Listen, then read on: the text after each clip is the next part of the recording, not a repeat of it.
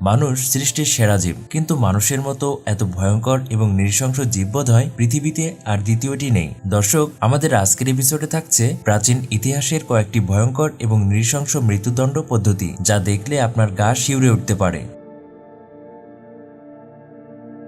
নেকলেচিং। নেকলেচিং এমন একটি ভয়ঙ্কর মৃত্যুদণ্ড পদ্ধতি যেখানে একটি পেট্রোল ভর্তি রাবারের টায়ার জোর করে অপরাধীর শরীরের মধ্যে ঢোকানো হয় এবং তারপর টায়ারটিতে আগুন লাগিয়ে দেওয়া হয়। এই প্রক্রিয়ায় অপরাধী আগুনে পোড়ার তীব্র জ্বালা যন্ত্রণা ভোগ করে এবং তার মারা যেতে প্রায় 20 মিনিট সময় লাগে। দক্ষিণ আফ্রিকা, নাইজেরিয়া এবং ভারতে নেকলেচিং একটি সাধারণ বাক্য ছিল, যা 1970 ও 80 এর দশকে সন্দেহভাজন চোর এবং ধর্ষককে রাগান্বিত জনসাধারণ এইরূপ শাস্তি দিত।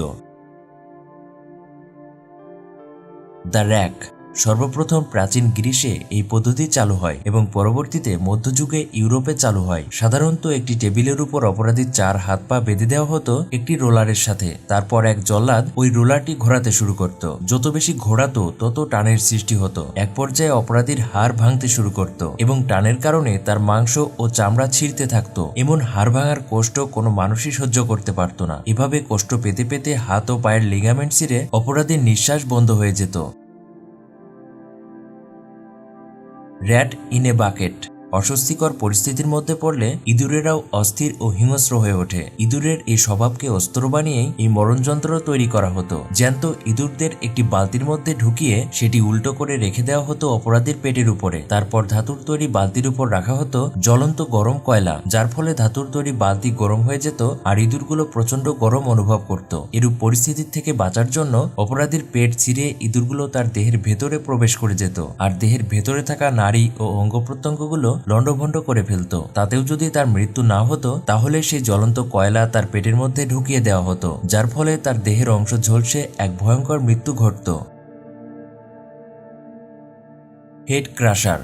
একটি মেশিনের মধ্যে অপরাধীর মাথা লোহার তৈরি টুপির মাধ্যমে আটকে দেওয়া হয়। তারপর উপর থেকে স্ক্রু ঘুরিয়ে চাপ সৃষ্টি করা হয়। এক পর্যায়ে চাপের মাধ্যমে তার মাথাটিকে ফাটিয়ে ফেলা হয়। চাপের কারণে আস্তে আস্তে দোষীর চোয়াল ভেঙে যেত আর চোখ দুটো বেরিয়ে পড়ে যেত। তখন সেই অবস্থায় অপরাধীর কাছে মৃত্যুই হলো শান্তি।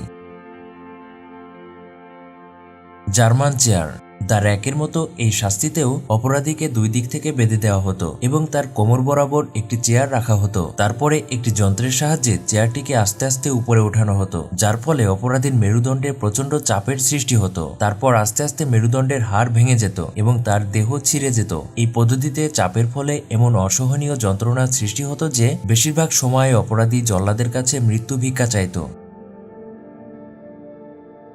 ফ্লেইং। এটি স্কিনিং নামেও পরিচিত ছিল। মানব ইতিহাসের সবচেয়ে নির্মম এবং বেদনাদায়ক শাস্তির প্রক্রিয়া হচ্ছে ফ্লেইং। এই প্রক্রিয়ায় অপরাধীকে জীবিত অবস্থায় একটি ধারালো চাকু দিয়ে তার পুরো শরীরের চামড়া তুলে ফেলা হতো। শুধুমাত্র মুখের উপরে চামড়া রেখে দেওয়া হতো। তারপর তার চামড়া তুলে নেওয়া দেহকে রোদে শুকানো হতো। তাতেও যদি অপরাধীর মৃত্যু না ঘটত, তাহলে তাকে একটি পানি অথবা তেল ভর্তি বিশাল হাঁড়ির মধ্যে জ্বালানো হতো। ব্রাজেন বুল। প্রাচীন গ্রিসের আবিষ্কার ছিল এই ব্রাজেন বুল। এটি আসলে পিতলের তৈরি একটি ষাঁড়, যার ভেতরটা ফাঁপা এবং পিঠের কাছে একটি ঢাকনা যুক্ত। এই ঢাকনা খুলে আসামিকে ষাঁড়ের মধ্যে বদ্ধ করা হতো। তারপর ষাঁড়টির নিচে আগুন লাগিয়ে দেওয়া হতো। আগুনের তাপে মারা যেত মৃত্যুদণ্ডাদেশ প্রাপ্ত আসামি। ব্রাজেন বুলের ভেতরের কাঠামো এমনভাবে তৈরি করা হতো যাতে করে ভিতরে থাকা ভিকটিমের আর্তনাদ বাইরের থেকে অনেকটা ষাঁড়ের ডাকের মতো শোনা যেত। প্রাচীন গ্রিসে ভিকটিমকে খোলা ময়দানে ব্রাজেন বুলে শাস্তি দেওয়া হতো। এ সময় ভিকটিমের আর্তনাদ শুনতে শুনতে রাজকীয় ভোজসভায় অংশ নিতেন গণ্যমান্য ব্যক্তিরা। ইম্পেলিমেন্ট।